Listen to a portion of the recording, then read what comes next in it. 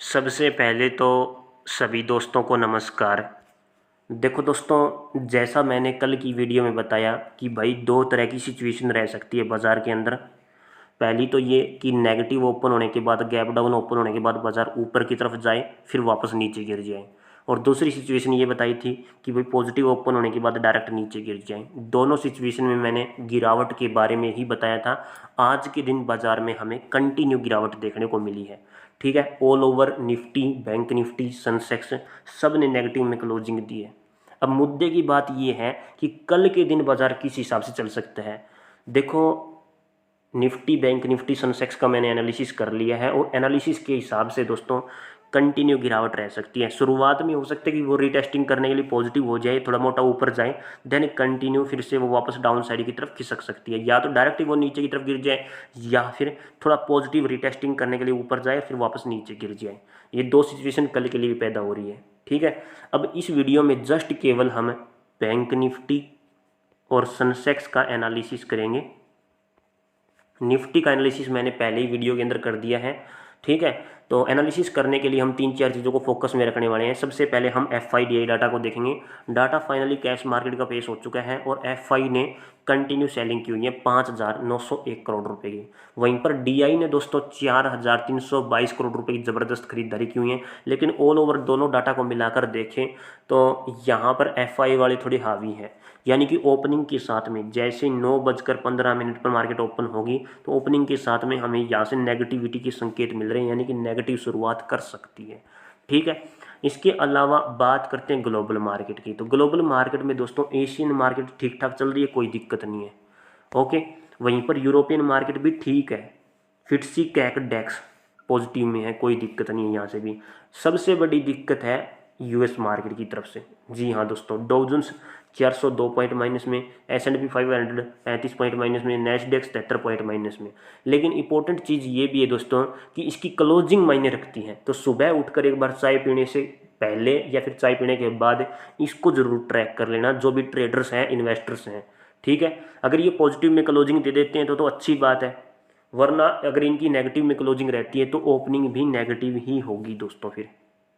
ठीक है, तो यहाँ से हमें भी नेगेटिविटी के संकेत मिल रहे हैं FIDI डाटा की तरफ से भी और ग्लोबल मार्केट की तरफ से भी नेगेटिविटी के संकेत हैं। बात करते हैं इंडिया विक्स की दोस्तों। तो अगर इंडिया विक्स को अगर हम देखें तो अभी के समय इंडिया विक्स ने चाड़ा पाड़ दिया है। जी हाँ, लगभग 8.9% बढ़ा हुआ है। इसके बढ़ने का मतलब क्या है? नेगेटिविटी। जी हाँ दोस्तों, जब ये बढ़ता है तो मार्केट के लिए नेगेटिव काम करता है, तो यहाँ से भी हमें नेगेटिविटी के संकेत मिल रहे हैं। ठीक है, तो ऑल ओवर नेगेटिविटी ही नेगेटिविटी फैली हुई है। अगर किसी व्यक्ति विशेष को अपना प्रीमियम टेलीग्राम ग्रुप वगैरह ज्वाइन करना है तो ये यहाँ से ज्वाइन कर सकते हो। ठीक है, फ्री वाला भी है और पेड वाला भी है। इसके अंदर हम जस्ट केवल एक तो स्टॉक्स का एनालिसिस करते हैं, दूसरा निफ्टी तो बहुत कम है, बिटकॉइन यानी क्रिप्टो मार्केट की आप यहाँ पर ट्रेड डालते हैं दोस्तों। ठीक है, अभी डाली नहीं है लेकिन डालते रहेंगे धीरे धीरे करके। ठीक है, जितना हमने सीखा है उतना मैं आपको अपने प्रीमियम टेलीग्राम ग्रुप के अंदर शेयर करता रहूँगा, हर रोज़ डेली की डेली जितना हो सकेगा मैं आपको उतना बताऊंगा। ठीक है, जो इंटरेस्टेड है वो देख सकता है, डिस्क्रिप्शन के अंदर लिंक मिल जाएगा या फिर कमेंट बॉक्स के अंदर मिल जाएगा लिंक, तो वहाँ से आप ज्वाइन कर सकते हो। टेलीग्राम चैनल को जरूर ज्वाइन कर लेना, वहाँ पर भी मैं न्यूज़ वगैरह डालता रहता हूँ। ठीक है, तो अब चलते दोस्तों बैंक निफ्टी और सेंसेक्स के चार्ट पर। तो दोस्तों, हर बार की तरह सबसे पहले हम बैंक निफ्टी का एनालिसिस करेंगे और जैसा कि आप देख सकते हो यहाँ पर मैंने बैंक निफ्टी का 1 डे का टाइम फ्रेम सेट कर लिया है। 1 डे के टाइम फ्रेम के अंदर आज के दिन हमें ज़बरदस्त गिरावट देखने को मिली है। एक शूटिंग स्टार कैंडल का फॉर्मेशन हुआ है, ये खुद नेगेटिव कैंडल है और बाजार में नेगेटिविटी का ही संकेत देती है, यानी कि बाजार और भी नीचे गिर सकता है, इसमें कोई डाउट नहीं है। क्लोजिंग की अगर बात करें तो 50,827 के लेवल पर काफ़ी नेगेटिव क्लोजिंग हुई है। अगर बाजार नीचे गिरता है तो कितना नीचे गिर सकता है ये हम कैंडलस्टिक पैटर्न के हिसाब से देखने वाले हैं। ठीक है, जैसा कि मैंने पिछली वीडियो के अंदर एनालिसिस करके आपको बताया कि यहाँ पर जो गिरावट आ रही है मार्केट के लिए बहुत अच्छी बात है। ठीक है, क्योंकि मार्केट को अगर तेजी करनी है, बहुत भयंकर तरीके से तेजी करनी है, ऑल टाइम हाई लगाना है, तो पहले यहाँ पर गिरावट चाहिए होगी और उसके बाद कंटिन्यूस मोमेंटम में रैली देखने को मिलेगी। और अगर यहाँ पर डिमांड आ जाती अभी के समय, तो यहाँ पर फिर सप्लाई दुगनी हो जाती दोस्तों, समझ रहे हो, फिर हमें बैंकर गिरावट देखने को मिल सकती थी। तो अब थोड़ा सा उल्टा लॉजिक है इस पैटर्न के हिसाब से, मैं आपको बताता हूँ। ये पैटर्न कुछ ऐसे बनता है, जैसे कि ये एक एम बन गया, देन यहाँ पर डब्ल्यू क्रिएट हो गया, उसके बाद यहाँ पर सप्लाई के बाद जैसे सप्लाई आधी होने के बाद डिमांड क्रिएट हो जाती है और ऊपर की तरफ अच्छा खासा मोमेंटम, बिग मोमेंटम देखने को मिलता है। कई बार ऐसे ऐसे पैटर्न में मार्केट अपने ऑल टाइम हाई तक भी चली जाती है दोस्तों। ठीक है, ये इसका ऑल टाइम लगाने का एक पैटर्न होता है। जब एम बनता है शुरुआत में, फिर डब्ल्यू बनता है, उसके बाद रीटेस्टिंग करने के लिए वो इस लेवल के नज़दीक आता है, देन अगेन मोमेंटम में कंटिन्यू कर जाता है। समझ में आया दोस्तों, एक पैटर्न होता है ये। ठीक है, और ये पैटर्न कैसे काम करता है, एम बनने के बाद जब एम का लेफ्ट साइड का टॉप थोड़ा बड़ा हो, राइट साइड का टॉप थोड़ा छोटा हो, ओके, फिर मार्केट क्या करेगी, अपसाइड मोमेंटम में वापस आएगी और इस लेवल के अंडर में आएगी। ये मिटिगेशन ब्लॉक होता है, एम भी बोल देते हैं जिसे हम। और ये इसी लेवल के अंडर तक क्यों आती है, बीच तक क्यों आती है, क्योंकि यहाँ पर बीच में एम का जो होता है ना, बीच वाला पॉइंट, ये वाला पॉइंट, ये एक मिटिगेशन ब्लॉक की तरह काम करता है। यहाँ तक हमें कैंडल देखने को मिलती है। उसके बाद जैसे इस लेवल पर रिजेक्शन कैंडल आई, शूटिंग स्टार आ गई, बीरी सिंगल फिंग आ गई, ठीक है, कई तरह की कैंडल आ गई, तो बाजार में फिर से हमें गिरावट देखने को मिल जाती है और फिर बाजार वापस से मोमेंटम में उठता है, क्योंकि इसको डब्ल्यू बनाना है। दुनिया भर के पैटर्न के अंदर दोस्तों एम और डब्ल्यू के सिवा कोई पैटर्न नहीं बनता। किसी भी चार्ट को देख लेना, उसके अंदर एम भी दिखाई देगा, डब्ल्यू दिखाई देगा, बस। ठीक है, तो इस पैटर्न के हिसाब से मैं समझा चुका हूँ कि कुछ ऐसा स्ट्रक्चर बनता हूँ, आपको दिखाई दे सकता है ये वाला। और अब अगर मार्केट नीचे आती है तो इस डब्ल्यू का मिटिगेशन ब्लॉक कौन सा पड़ेगा, ये बीच वाला पड़ेगा। अब ये इस बीच के अंडर से भी एक अच्छी खासी पॉजिटिव कैंडल बना करके अपसाइड मोमेंटम में उठ सकता है, या फिर इस मिटिगेशन ब्लॉक को ये ऐसे भी यूज कर सकता है, इस प्रकार से भी यूज कर सकता है। ये मार्केट के हाथ में है कि इस लेवल के नज़दीक वो पॉजिटिव कैंडल निकालने वाली है या फिर इस लेवल के नज़दीक वो पॉजिटिव कैंडल निकालने वाली है। ठीक है, मेरा पैटर्न तो देखो ये बोलता है दोस्तों, जो मैंने अभी आपको बताया है, अपने एनालिसिस के हिसाब से यहाँ पर गिरावट आ रही है, बहुत अच्छी बात है, गिरावट आनी चाहिए। देन अगेन अपसाइड मोमेंटम में मार्केट को कंटिन्यू कराना चाहिए। अब मार्केट जैसे ही अपने ये हाई को क्रॉस करेगी, 52,000 के लेवल को क्रॉस करेगी, फिर रीटेस्टिंग करेगी, रीटेस्टिंग पर जैसे पॉजिटिव कैंडल आई, फिर से मोमेंटम ऊपर की तरफ देखने को मिल जाएगा। समझ में आया दोस्तों, तो ये है जस्ट और जस्ट बैंक निफ्टी का एनालिसिस। तो ऐसी सिचुएशन में अगर कल के दिन इंपॉर्टेंट लेवल्स की बात करें, तो जैसे ही मार्केट अपने लो लेवल को तोड़ेगी, इस वाले लो लेवल को तोड़ेगी, फिर से हम पी साइड की तरफ ट्रेड के बारे में सोच सकते हैं, यानी कि 50,827 के लेवल को जैसे ही डाउन साइड की तरफ क्रॉस करें तो हम पी साइड की तरफ ट्रेड के बारे में सोच सकते हैं। लेकिन उससे पहले जोल क्या कर सकती है, जोल ये कर सकती है कि वो पॉजिटिव होने की भी कोशिश कर सकती है शुरुआत में, क्योंकि इतनी बड़ी गिरावट के बाद वो रीटेस्टिंग करने के लिए थोड़ा ऊपर आनी चाहिए। समझ रहे हो, एक आधे दिन के लिए भी ऊपर की तरफ आए तब भी कोई दिक्कत नहीं है, यानी कि शुरुआत में थोड़ा मोटा ऊपर आए, देन जैसे ही लेवल को क्रॉस करे फिर हम पी साइड की तरफ ट्रेड के बारे में सोच सकते हैं। और कितना सोच सकते हैं, इस कैंडल का 50% एरिया, फिर इसका 100% एरिया। अब ये कहाँ पर पड़ रहा है मैं आपको बता देता हूँ। तो 50,827 नहीं, ये लेवल नोट करो, 50,750 का लेवल। जैसे ये लेवल क्रॉस हो जाए फिर ये लेवल 50,250, ठीक है। उसके बाद ये वाला लेवल 50,000 के आसपास का लेवल, 50,000 से थोड़ा सा नीचे है 49,900 का लेवल। ये लेवल आपको नोट करके रखने हैं डाउन साइड की तरफ। और ऊपर की साइड आपको ट्रेड के बारे में कब सोचना है, वो तभी सोचना है जब इस 50% एरिया पर कोई पॉजिटिव कैंडल निकाल दे। मैंने पॉजिटिव बोला है ना कि नेगेटिव, क्योंकि वो जोल हमेशा या तो 50% एरिया पर करेगी या फिर वो 100% एरिया पर करेगी। ठीक है, अब ये इस कैंडल की बॉडी का 50% एरिया है, तो अगर यहाँ पर कोई पॉजिटिव कैंडल निकालती है तो सी साइड की तरफ स्कैल्पिंग के बारे में सोच सकते हो। और अगर ऐसा नहीं करती है, यहाँ तक आती है, तो इस लेवल पर आने के बाद अगर वो पॉजिटिव कैंडल निकालती है तो वो मार्केट का फेक मोमेंटम हो सकता है। ठीक है, जैसे ही नेगेटिव कैंडल दिखे पी साइड की तरफ ट्रेड के बारे में आपको सोचना है। ठीक है, मेरे हिसाब से ये बातचीत यहाँ पर बैठ रही है दोस्तों।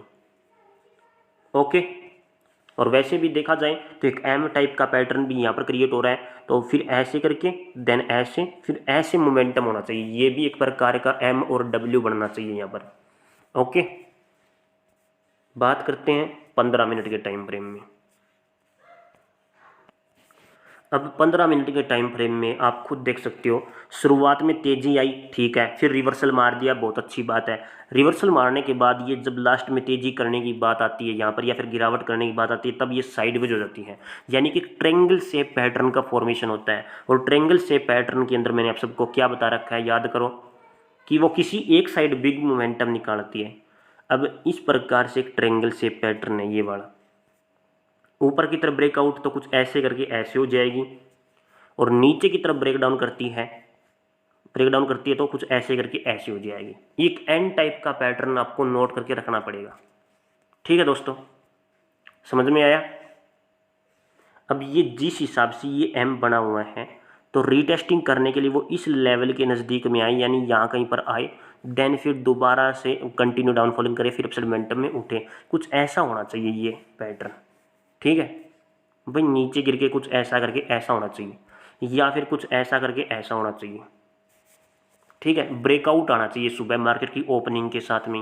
अगर थोड़ी मोटी साइडवेज होने की कोशिश करती तब भी कोई दिक्कत नहीं है, लेकिन किसी एक साइड ब्रेकआउट हमें देखने को मिलना चाहिए, या फिर ऊपर की तरफ है फिर वापस नीचे, देन अगेन अपसाइड मोमेंटम में। और अगर डाउन साइड की तरफ फेक मोमेंटम देती है तो नीचे की तरफ, फिर अपसाइड मोमेंटम में, फिर वापस डाउन साइड की तरफ, तो कुछ ऐसा मोमेंटम देखने को मिल सकता है। इसको कितना ही बड़ा चढ़ाकर बोल लो, मतलब फ़र्क नहीं पड़ता। सिंपल भाषा में मैंने समझा दिया कि एन टाइप का ब्रेकआउट और नीचे भी एन टाइप का ब्रेकआउट आना चाहिए। ये हमें पता लगेगा पहला मूव किस साइड आ रहा है, फिर रीटेस्टिंग पर पोजीशन बनाई जाती है दोस्तों। ठीक है, इसके अलावा ये पैटर्न वहीं फॉलो हो गया भाई, ऊपर गई, साइडवेज हुई, फिर ऊपर गई, और फिर कंटिन्यू गिरावट कर गई। बन गया ना, बन गया, बिल्कुल सही बन गया। ये वैसे पैटर्न क्या है, इट्स कॉल्ड HCR का पैटर्न, हाफ कटेड रो। ये ऐसे होता है, ऊपर गई, साइडवेज हुई, फिर ऊपर गई, फिर नीचे गिर गई। अब ये थोड़ा सा उठपटांग बन सकता है। उठपटांग मतलब कि प्योर अच्छे तरीके से आपको इस प्रकार का दिखाई ना भी देना, तब भी देखना पड़ेगा प्योर, गौर करके देखना पड़ेगा, मतलब ठीक है, सिंपल भाषा में ये बोल देते हैं, मतलब ध्यान लगा के देखना पड़ेगा। तो कुछ ऐसे हुआ, फिर ऐसे हुआ, फिर ये कंटिन्यू गिरावट कर गया। ठीक है, तो ये पैटर्न ऐसे फॉलो हुआ है। तो शुरुआत मैंने आपको बता ही दी है दोस्तों। बात करते हैं 5 मिनट के टाइम फ्रेम में। तो 5 मिनट के टाइम फ्रेम में भी वही बात है। आज मैंने एक ट्रेड देने की कोशिश की थी, वहाँ पर बहुत बढ़िया मोमेंटम निकल सकता था, बट ट्रेड फेल क्यों हुई, इसका सबसे बड़ा कारण क्या है, कारण ये है कि ऑल ओवर ट्रेंड डाउनवर्ड की तरफ था। ठीक है, तो इसीलिए डिमांड वहाँ पर यूज़ नहीं हो रही, सप्लाई वो अपनी दोगुनी कर रही थी। अब ये वाला जो एरिया है ना, ये सेंट्रल एरिया है जिसे हम CA बोलते हैं। ये वाली सप्लाई और ये वाली सप्लाई बिल्कुल सेम है। जैसे कि मैं एग्जांपल के तौर पर आपको बताता हूँ, हम इसको मेजरमेंट करते हैं, और मेजरमेंट के तहत आप देखोगे कि सप्लाई बिल्कुल सेम निकल के आ रही है। थोड़ा सा अंतर, नहीं, थोड़ा सा मामूली सा अंतर देखने को मिल सकता है तो मिल सकता है, बाकी थोड़ा सा नीचे, तो मतलब सेम टू सेम कुछ वैसी मोमेंटम हमें देखने को मिल रही है मार्केट के अंदर। ठीक है, क्योंकि ऊपर से लिक्विडिटी स्वीप हो रही है दोस्तों। इन दोनों कैंडल को अगर आपस में मिला दोगे तो बिल्कुल लिक्विडिटी स्वीप है। ठीक है, मिक्स करने पर एक स्विंग सी निकलती हुई आपको दिखाई देगी, तो हम यहाँ से इसको मेजरमेंट करेंगे। बिल्कुल सही। अब आप खुद देख सकते हो कि जो समझने वाले हैं वो समझेंगे यहाँ पर कि मैंने यहीं से ये क्यों लगाई है, इन दो कैंडल में ऊपर की तरफ क्यों नहीं लगाई, क्योंकि दोनों को आपस में मिला देंगे, दोनों कैंडल्स को, तो ऊपर से एक स्विंग निकलेगा। ठीक है, तो यहाँ से आप देख सकते हो कि इस लेवल से ही उठी है। तो ये वाली सप्लाई और ये वाली सप्लाई बिल्कुल सेम है, बीच में सेंट्रल एरिया है दोस्तों, CA बोल देते हैं, और इसके बाद आती है तेजी। ठीक है, तो यहीं से मैंने आपको मोमेंटम के लिए बताया था कि यहाँ से अच्छी खासी तेजी देखने को मिल सकती है। पहला टारगेट यही वाला था, वो निफ्टी के अंदर बताया था मैंने, लेकिन मार्केट का ट्रेंड ही वो डाउनवर्ड की तरफ था। तो इस मार्केट ने क्या किया, डिमांड को थोड़ा करके, पिछली डिमांड से भी थोड़ा करके वो कंटिन्यू कर गई, साइडवेज हो गई दोस्तों। और बाकी इस पैटर्न के हिसाब से मैं आपको बता ही चुका हूँ कि मामला क्या है, ऐसे देन ऐसे। ठीक, सेंसेक्स की बात करते हैं। तो सेंसेक्स के अंदर अगर मैं 1 डे का टाइम फ्रेम सेट करूं तो वहां पर भी एक शूटिंग स्टार कैंडल बनी हुई है और ये अपना पैटर्न है प्रॉपर अच्छे तरीके से। इसी सप्लाई से मार्केट उठी थी, इसी डिमांड के समाप्त होने के बाद कंटिन्यू गिर रही है, प्योर वहीं तक उठी है जहाँ तक मैंने एरिया लगाया था और वहीं तक नीचे गिरी है जहाँ तक मैंने ये सपोर्ट एरिया लगाया था। ठीक है, ना यकीन आए ना पिछले 10 15 25 दिन की वीडियो उठा के देख लेना, कोई दिक्कत नहीं है, यूट्यूब पर पड़ी हुई है, आपको मिल जाएगी। तो ये शूटिंग स्टार बन चुका है और बनने के बाद अभी ये नेगेटिविटी को शो कर रहे हैं। ठीक है, और नेगेटिविटी को अगर शो कर रहा है तो आफ्टर इफेक्ट में आया हुआ है, तो ये कल भी बाजार के लिए थोड़ा मोटा नेगेटिव साबित हो सकता है। ठीक है दोस्तों, और अगर नेगेटिव साबित होता है तो ऐसी सिचुएशन में हमें क्या करना चाहिए, नीचे एक गैप बचा हुआ है ये वाला, ओके, उसके बाद ये वाला गैप बचा हुआ है। तो अगर मार्केट अपने लो को तोड़े तो इस कैंडल के लो पॉइंट को आपको नोट करना पड़ेगा। जैसे कि ये कौन सा पॉइंट है,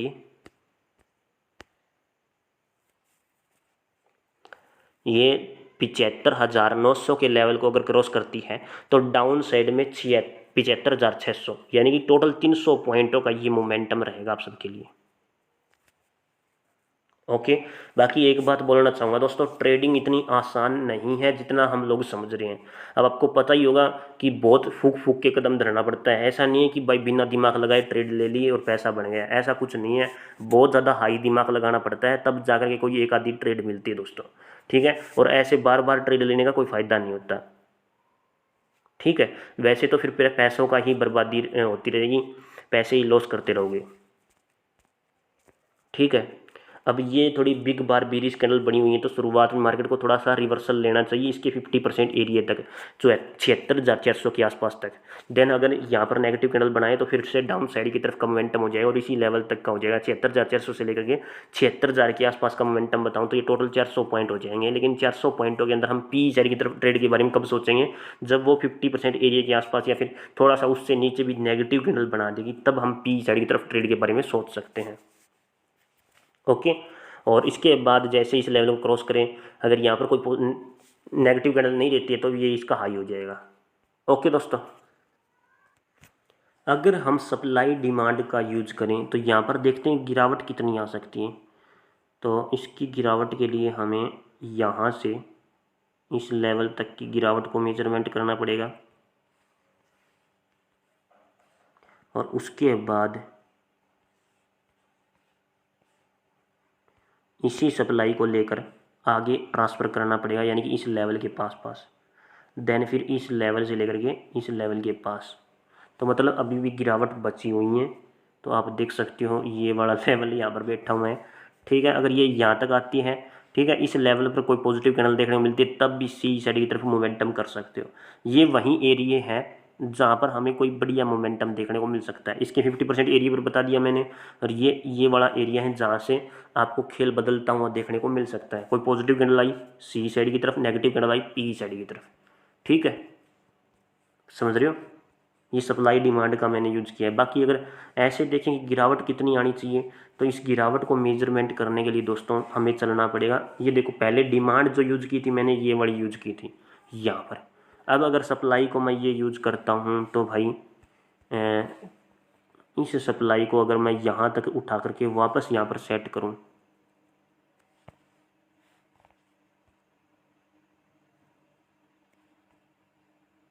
ठीक है, तो इसका 100% एरिया यहाँ पर पड़ता है, तो 50% एरिया कहाँ पर पड़ेगा, लगभग लगभग यहाँ पर पड़ेगा 50% एरिया इसका।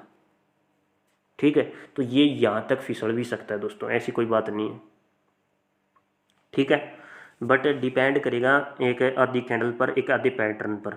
तो वैसे फाइनल टारगेट आप ये वाला रख सकते हो यहाँ पर, बट एकदम से नहीं आएगा, बट थोड़ा धीरे धीरे करके मार्केट यहाँ तक आ सकती है, क्योंकि वो फॉलो ऐसे कर रही है मार्केट। देन अगेन सेडमेंटम में 50% एरिया से वापस सेडमेंटम में कंटिन्यू, या तो वो थोड़ा सा ऊपर से रिवर्सल मार दे, ठीक है, या फिर वो 50% एरिया के आसपास आए, देन अगेन रिवर्सल मार दे।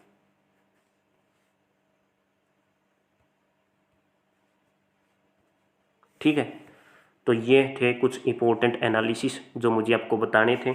बात करते हैं एक बार 15 मिनट के टाइम फ्रेम में और देख लेते हैं इसको। तो 15 मिनट के टाइम फ्रेम में अगर आप देखोगे तो यहाँ पर भी एक एम टाइप का स्ट्रक्चर बना हुआ है कुछ ऐसे करके।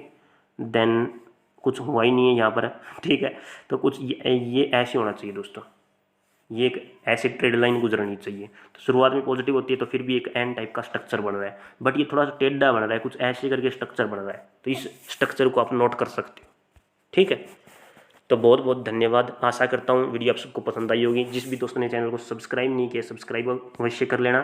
साथ में दोस्तों बेल आइकन को जरूर प्रेस कर लेना, ताकि आने वाली हर वीडियो का लेटेस्ट नोटिफिकेशन आपको तुरंत प्राप्त हो सके। जैसे वीडियो डालूँ तुरंत आपको पता लग जाए कि वीडियो आ चुकी है। टेलीग्राम चैनल का लिंक आपको कमेंट बॉक्स के अंदर मिल जाएगा। बहुत बहुत धन्यवाद।